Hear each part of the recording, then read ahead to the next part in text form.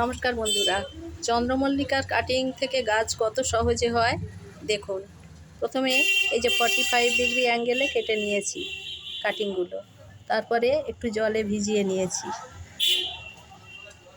এরপরে কি করব, এই ভেজানো কাটিংগুলো নিয়ে এই রুটিং হরমোনের ডুবিয়ে নেব, নিয়ে জাস্ট একটু কয়েকটা গর্ত করে নেব, পেনের পিছনটা দিয়ে চটপট বসিয়ে দেব। দেখবেন কত সহজে চারা তৈরি হয়ে গেছে।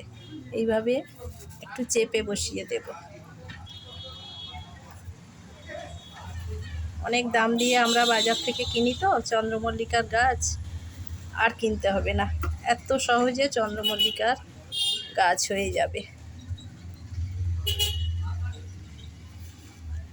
কি ভালো না?